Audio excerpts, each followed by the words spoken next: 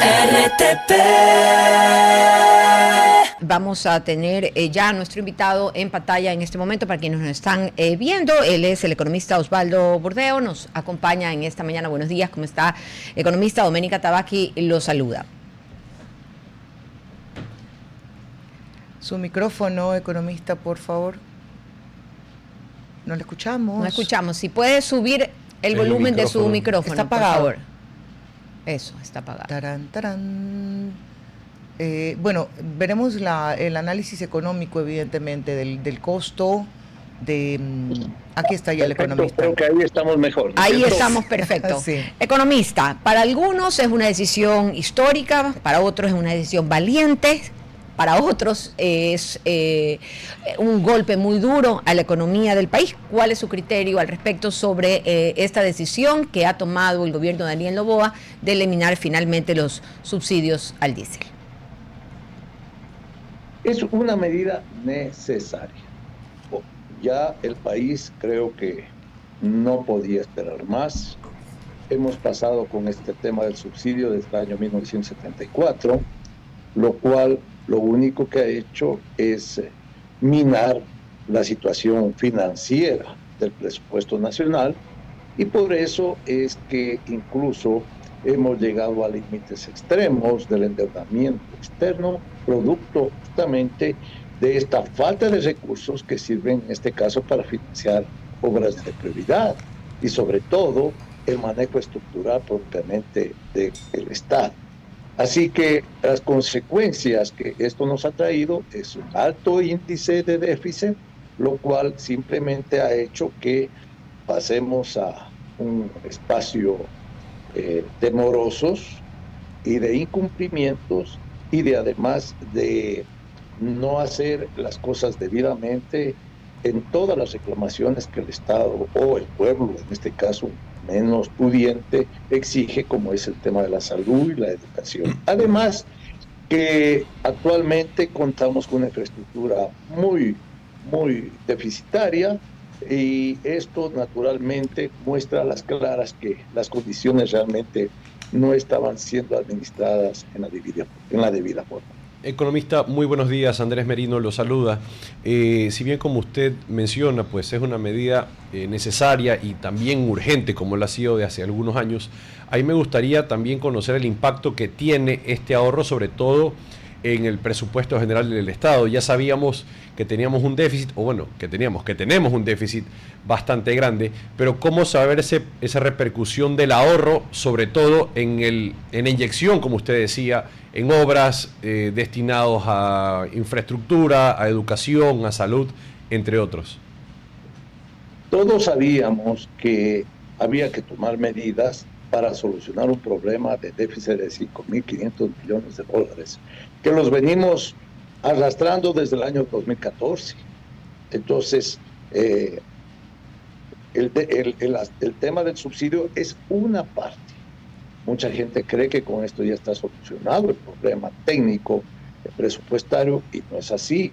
Habrán que hacer otro tipo de ajustes que yo creería tendrían que ir por el lado del gasto, porque más impuestos, en este caso a las personas, especialmente empresas, lo único que haría es entrar en un proceso depresivo, recesivo, y eso naturalmente va en desmedro del desarrollo y crecimiento del Producto Interno Bruto. Así que tan necesario es este momento hacer también los ajustes, yo sí diría de forma directa de parte del gobierno, para empezar a achicar ese Estado que definitivamente es otro de los causantes y razones principales para estar en estos serios problemas. Sabemos bien que el problema no lo ha hecho este gobierno. Esto perfectamente conocemos que desde el año 2007 empezaron políticas de gasto excesivo, donde se despilfarró en obras suntuosas y nada productivas, además un aumento burocrático exagerado y un aumento de salarios que en este momento es mucho mayor su promedio en lo que tiene que ver al sector privado. Entonces, hay una cantidad de elementos que han contribuido, en este caso, para agravar la situación actualmente que tiene el país. Economista, ¿cómo está usted? María Fernanda Perrone le saluda. Economista, varias medidas en un mismo año necesarias, se coincide, pero muy seguidas. No será un golpe muy fuerte, primero en la reducción del tamaño del Estado, luego un presupuesto general del Estado que se refiere a un incremento en la producción petrolera, un déficit que pudiera ser de 13.000 millones de dólares, y luego tiene esto que, si bien hoy no se verá que continuará el egreso, no como un subsidio al diésel, pero sí como ayudas económicas, ¿no será todo de golpe para un país que todavía no se levanta a pesar de tener buenos indicadores o ciertos buenos indicadores? Todos sabíamos que cualquier gobierno que llegue tenía que tomar medidas, en este caso de ajuste. El no hacerlo, lo único que hace es correr el riesgo del sistema financiero que está dolarizado, y eso creo que sería una situación mucho, pero mucho más grave. Entonces, estas medidas necesarias e indispensables que aparentemente dan la imagen o la impresión que encarece la canasta familiar o cosa por el estilo, no es tanto eso, sino más bien el hecho de haberlas tomado, porque en otras ocasiones los gobiernos que intentaron incluso estuvieron al borde de ser sacados por la población. Hoy por hoy, ya frente a las circunstancias, creo que el gobierno está manejando una estrategia para suplir la posibilidad de que ese riesgo disminuya y de esa manera enfrentarlo al asunto. Lamentablemente es una medida antipopular, sí, pero en efectos económicos es saludable, porque definitivamente el engaño que se viene manteniendo y sosteniendo a base de endeudamientos con los multilaterales ya no se aguanta más. Y de por medio hay que cumplir una serie de obligaciones que, como los proveedores o servicios que están permanentemente requiriendo el Estado para que este Ecuador funcione. Entonces, aquí, más allá de que están muy bien las compensaciones y que, claro, no tendrán el mismo porcentaje en relación a lo que en este caso se recupera por el tema propiamente de la eliminación del subsidio, pero sí coadyuva significativamente para que por lo menos esa brecha tienda a disminuir. No con eso quiere decir que lo vamos a solucionar, porque mire usted el déficit en cuánto se encuentra. Acabamos de aprobar o se ha enviado una proforma presupuestaria que está alrededor de los 33.000 millones de dólares y total solamente tenemos de ingresos 27.000. Entonces es cuestión de sumar y restar. Ahí vemos que en resumidas cuentas siempre nos va a faltar dinero como para cumplir todas esas partidas que están presupuestadas. Sí, y ahí justo tocaba un punto importante, economista, hablando sobre canasta básica y la incidencia que tiene esta eliminación del subsidio sobre el resto de familias ecuatorianas. Si es que lo podríamos calcular y cuantificar para las personas que nos están escuchando a nivel general, ¿cuánto sería esto y de qué valor estamos hablando? Esa merma sobre todo en el consumo. Le voy a poner un ejemplo. Y un ejercicio, pero antes de eso quiero decirle lo siguiente. El año pasado ya se eliminó el subsidio a lo que es el combustible de la gasolina extra y fue uno de los años menos inflacionarios, o sea que la repercusión inflacionaria no existe. Y le voy a hacer un ejercicio que yo lo hice y lo publiqué en tweet el día de ayer, y que se resume a lo siguiente. Si usted tiene un tracto camión, como yo en este caso sí lo tengo, ¿no? Porque yo transporto brócoli desde La Tacunga al puerto, pero le voy a hacer como un ejemplo más sencillo, con quintales de papas. Si usted tiene un tracto camión y transporta 400 quintales de papas desde la ciudad de Quito a la ciudad de Guayaquil, eso significa 130 galones de combustible. Trae 400 quintales de papas, aunque se regrese vacío, pero a la final ya está ahí imputado lo que es el gasto del combustible. Si usted divide los 400 quintales de papas para los $130 que es el aumento, eso significa 0.32 centavos por quintal. Y finalmente, eso se reduce a las libras en 0.0325. O sea, es imperceptible el alza, en este caso, de los productos de primera necesidad para cualquier caso. Esto lo digo en términos sencillos, pero prácticos, para imaginar que definitivamente el afamado o creencia de que la subida de los combustibles son directos, en este caso, factores para incrementar los precios, es una falsedad. Ya, lo que incrementa los precios... Sí, solamente porque estaba en ese ejemplo, no para salirme. En el libro queda, en el cálculo queda, pero en un país donde la especulación reina y los mecanismos de control son mínimos, resulta muy difícil que nos quedemos en el 0.0300 o en el 33.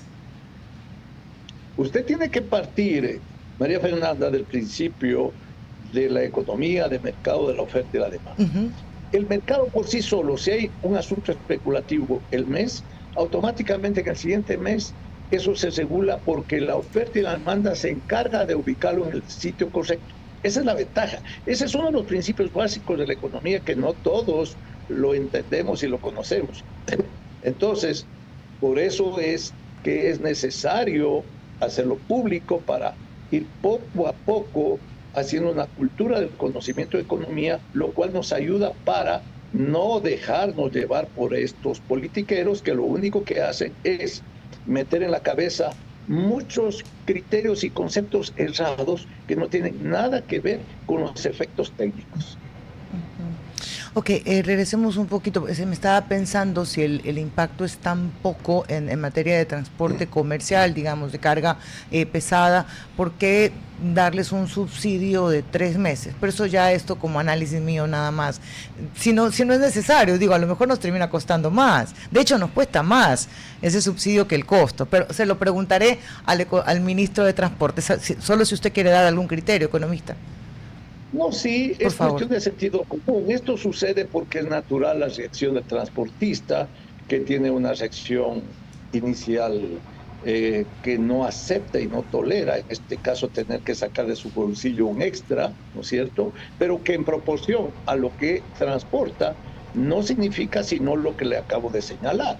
Pero entonces, para en este caso controlar o neutralizar a las empresas organizadas, que por lo general tienen dirigentes que están vinculados al tema político. Aquí lo que se trata es de que ellos no cauticen la ciudad del país, que eso es mucho más grave y dañino que en este caso... ya lo vimos en las protestas. Y mucho más costoso, costosísimo, sobre todo la del año 2019. Fue muy costosa para el país. Ahora, esta corrección que, insisto, no se va a ver este año porque se seguirán entregando esos 1.100 millones, ya no al diésel, sí focalizados en otro tipo de subsidios. ¿Cuándo comenzará el país a sentir que se puede redirigir a obra pública para multiplicar, digamos, esos dólares y que no quede solamente en bonos, economista? ¿Ese será el paso siguiente? Mire, María Fernanda, aquí hay que ser muy prácticos. La situación no es muy fácil como para conseguir lo que usted justamente menciona, de ver resultados como todo el mundo requiere ver en forma inmediata. Usted tiene que partir de un principio para saber que el país ya tiene capacidad, por ejemplo, en este caso, para demandar más mano de obra y hacer obra pública y todo ese tipo de cosas. Está todo vinculado al tema del Producto Interno Bruto. Si nosotros, por ejemplo, en la actualidad tenemos un Producto Interno más o menos alrededor del 1.5%, y la población y crecimiento demográfico está en ese mismo porcentaje, el crecimiento es nulo. O sea, no vamos a ver mejoría en temas de desempleo, ni vamos a ver situaciones que nos permitan a nosotros tener una obra de mejorar. El crecimiento, para que sea realmente interesante e importante, es de no menos de un 5% anual del Producto Interno Bruto, lo cual está todavía muy lejano. Entonces, si usted me pide a mí, como economista, que le dé un criterio, en esto no hay que despertar falsas expectativas y creer que ya con esto está solucionado la problemática económica del país. No, esto es simplemente para cubrir, en este caso, agujeros que están ya demasiado expandidos y que están haciendo ya mucho daño a la economía, ¿no? Sabiendo bien que nosotros estamos inmersos dentro de un comercio internacional con países vecinos que tienen otro tipo de circunstancias de orden económico y que eso definitivamente ha traído una situación de desbalance absoluto para nuestra situación interna. Sí, y usted bien lo decía desde un inicio, esta es una de las medidas que hay que tomar para corregir el déficit que estamos manteniendo como país y se ha venido arrastrando. Y adicional a esto, si es que no se toman otras medidas adicionales, nunca vamos a poder, dentro de todo, estabilizar el nivel de ingresos y otros accesorios que se necesitan pues para que tengamos la inversión adecuada. Si nosotros podemos proyectar de aquí a un corto, mediano plazo, ¿qué necesitamos a más de esta eliminación de subsidios para corregirlo y cuándo podríamos ver ya ese redireccionamiento de recursos hacia proyectos de servicio público, ¿no? Entre todos los que hemos hablado, salud, educación, entre muchos otros? Mire, uno de los problemas graves que tiene el país es la Constitución, porque uno de los limitantes que tenemos es para que la inversión extranjera, por ejemplo, en este caso, venga a nuestro país. Y de esa manera se abra la economía a otros campos que justamente puede ser explotado para que demande, en este caso, la activación de más empleo y también mejor liquidez en varias partes del país.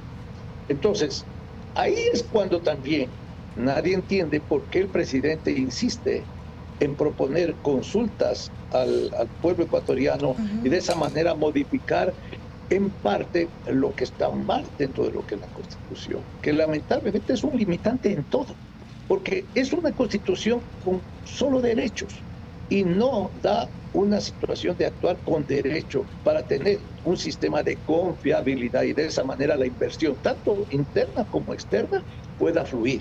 Nadie puede invertir en un país con conflictos y sobre todo atado simplemente a obligaciones. Entonces, eso se vuelve indispensable, incluso el mismo Código de Trabajo, empezando por aquí. O sea, hay una serie de elementos que en este caso contribuyen para que las cosas no salgan como deseamos. Por eso estas cosas son aisladas frente a la estructura general que está totalmente dañada y rota.